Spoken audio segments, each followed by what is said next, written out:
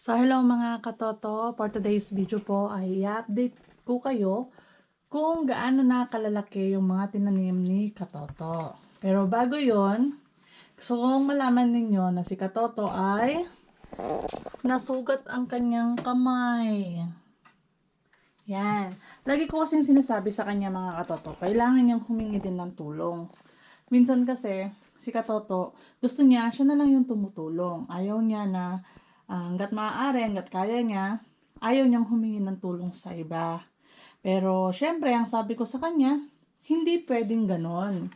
So, may mga bagay na kailangan nating humingi ng tulong, hindi lang dahil um, gumagamit tayo ng tao, kundi kasi kailangan talaga natin.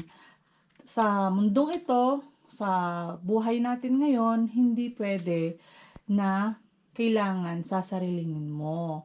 Pero iba kasi ang prinsipyo ng ating Katoto. Hanggat maaari daw gusto niya, siya yung nakakatulong kaysa siya yung tinutulungan. So, shout out nga pala sa mga nagbigay po ng message at kinamusta si Katoto. Okay na po siya at thank you din po sa mga nagsabi na magsabi ng tulong si Katoto. Pero dahil nga po mahiyain, mahiyain daw. Sa sobrang mahiyain niya yan, nasugat ang kanyang kamay. At nakalib po siya for 10 days. Hindi ko po alam kung madadagdagan pa ng ilang araw bago siya makabalik ng kanyang work. So, ngayon po, dahil po sa kanyang kakulitan, so alayan siya ngayon. And ito na nga po, balik po tayo sa ating topic na kanyang mga tinanim bago siya nasugat. So, ito po mga sitaw. Ito po ay long beans. Purple at saka yung green.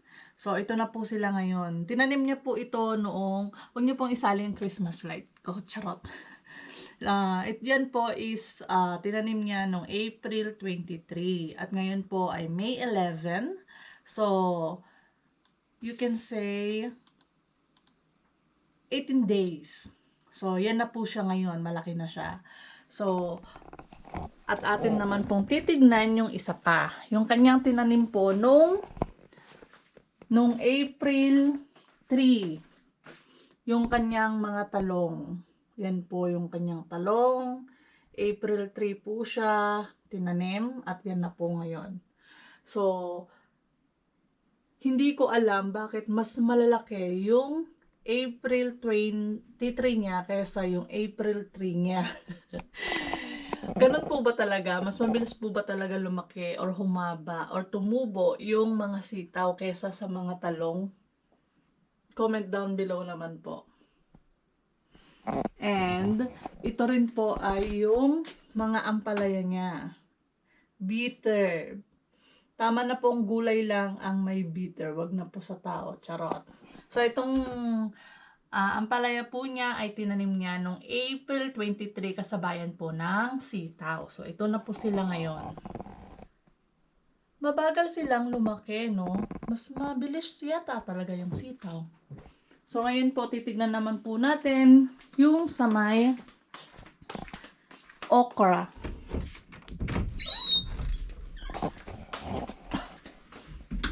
So, ito naman po yung okra na kanyang tinanim. Kasabayan po ito nung mga talong. So, ito po tinanggal ko na yung mga ibang kasi baka sakaling tumaba siya or mas maganda ang tubo. Hindi ko alam kung tama o mali. And kung makikita nyo, meron na siyang mga bunga-bunga. Yun o. Mga bunga niya. Nag-ano na siya ng bunga. Asan na yun? Ito. Oh. Kailangan bang alisin yan? Para mamunga siya ng mas marami. At ito naman po ay ang kanyang kalabasa. Hindi na tumubo. April 3 yata yung kanyang nung tinanim niya ito. Mga sitaw. Sili pala. Sili na maanghang. At At ito naman ay ang kanyang mga bulaklak. Yan po yung mga sitaw niya. Ay ang mga okra. Malalaki na sila. Yun naman lemongrass. So, baka po nagtataka kayo bakit nandito pa rin sa bakit nandito pa rin sa loob? Kasi malamig pa po sa labas.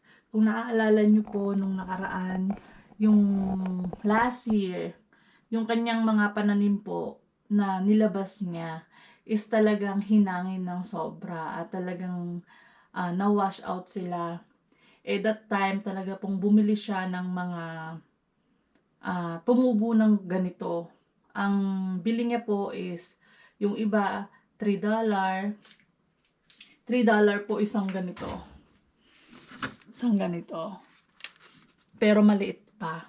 Mas maliit pa po dyan. Tapos, ngayon po is nagtanim na siya talaga ng seeds. So, baka po sakali magkaroon po ng maraming bunga, maraming mabigyan at matulungan. So, update po tayo next na video po natin.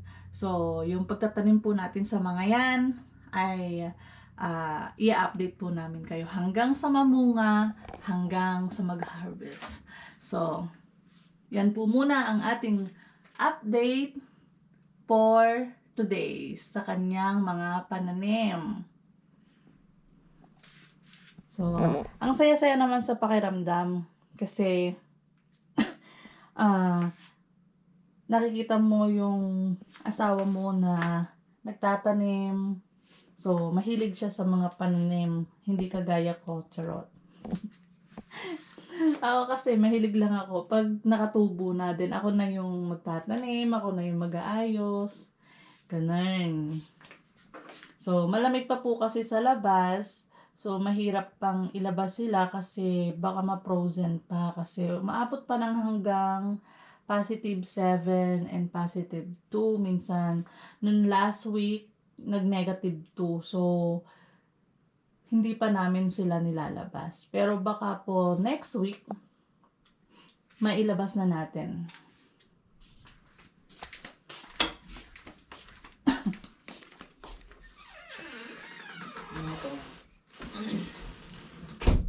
So, Katoto, anong masasabi mo sa iyong mga gulay ngayon so far?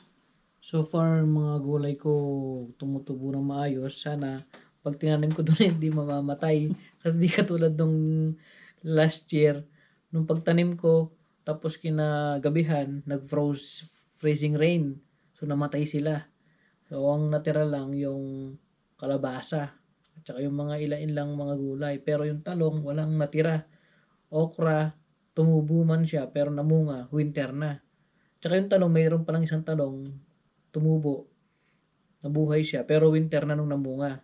So, hindi ko napakinabangan. So, sana yung mga talong na yon pag nilipat ko ngayong katapusan ng May, tumubo na sila at mamunga.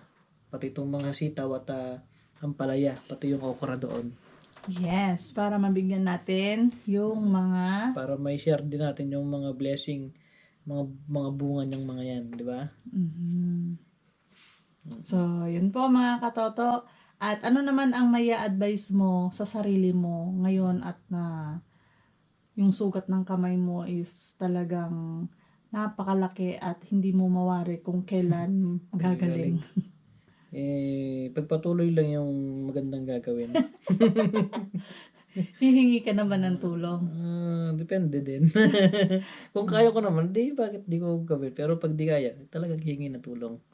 Salamat po sa mga nangumusta sa akin at nag-offer ng tulong sa akin. Maraming salamat po mga katoto.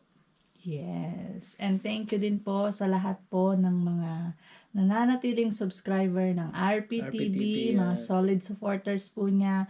Maraming salamat po. At nawa po ay i-bless po kayo ng marami ni God. At syempre, sa next video po namin, i-update namin po kayo doon sa aming paglilipat ng kanyang mga pananim. So, thank you so much mga katoto. Thank you very much. And don't forget to subscribe our YouTube channel, RPTV po. Bye-bye po. God And don't bless. forget to follow our Facebook page, RP TV. TV. Thank you! Thank you po.